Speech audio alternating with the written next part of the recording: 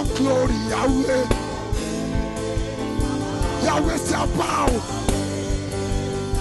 Yahweh Sabaoth, the Lord of hosts, Daddy of glory, our Lord. Ejeka, onbe mi fo, onbe mi sare, onbe mi fo. Ejiti kamona, onbe mi fo,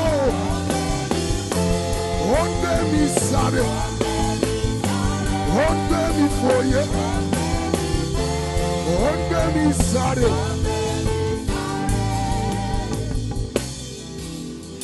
My time is fast, Spencer. Don't. It's okay.